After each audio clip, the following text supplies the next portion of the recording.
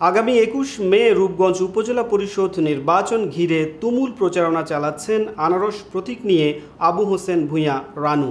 রূপগঞ্জ থানা প্রতিনিধি মাহমুদুল হাসান নয়নের রিপোর্টে বিস্তারিত জানাচ্ছেন SKN রেশমা। প্রতিদিনের প্রচারের ধারাবাহিকতায় রূপগঞ্জের ভোট ব্যাংক খ্যাত শেখ রাসেলনগর ইউনিয়ন তথা কায়েতপাড়ার চনপাড়ায় ১৬ মে বৃহস্পতিবার আনারস প্রতীকে ভোট চেয়ে গণসংযোগ করেন রানু ভূঁইয়া। এ সময় নেতাকর্মীদের নিয়ে ভোটারদের উদ্দেশ্যে সাংবাদিকদের বলেন, চনপাড়াবাসী নানা অধিকার বঞ্চিত, অনিরাপত্তায় থাকে সবসময়। এই ঘনবসতি এলাকাটির নাগরিক সুবিধা বাড়াতে কাজ করব। এখানে সহ পুরো রূপগঞ্জে মাদক নির্মূলে কাজ করব। শিক্ষিত যুবকদের কর্মসংস্থান থাকলে কেউ সন্ত্রাসীতে জড়াবে না। শিক্ষিত সমাজ সবসময় সমাজের ভালো বয়ে আনে। জনপ্রতিনিধি হিসেবে আমার অভিজ্ঞতা রয়েছে। আমি রূপগঞ্জকে সাজাতে কাজ করব। এখানে জমি দখল, জুলুম, অত্যাচার বেড়ে গেছে।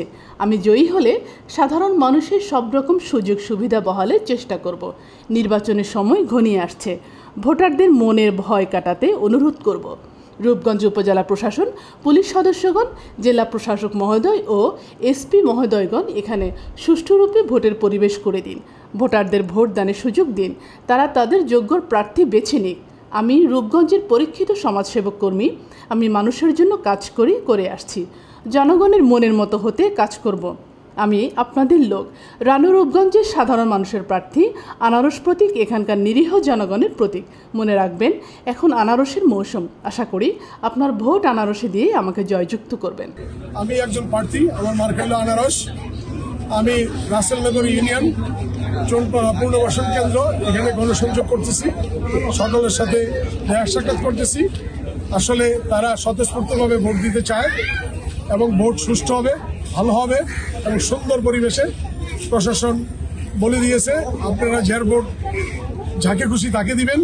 এখানে কেউ জোর জবরদস্তি করতে পারবে না এবং ভালো লেভেল প্লেইং এখানে প্রয়োগ করা হবে এবং নির্দ্বিধায় নিশ্চিত্তে আপনারা ভালোভাবে ভোট সেন্টারে যাবেন। সকাল সকাল যেয়ে ভোট দিবেন আপনার পছন্দ মতো মার্কাকে। তবে আমি যেহেতু আনারসের প্রতীক, আমি আপনাদের কাছে আনারসের প্রতীকে ভোট যদি দেন, আমি যেহেতু এই যে ঘনবসতি এলাকা, এখানে নাগরিক সুবিধা কিভাবে বৃদ্ধি করা যায় এবং মাদক নিয়ে আপনারা অনেকে যেমন বলেছেন, আমরা আর পারতেছি না ছেলে মেয়েদের রক্ষা করতে, এইটা নিয়ে আমরা কাজ করব।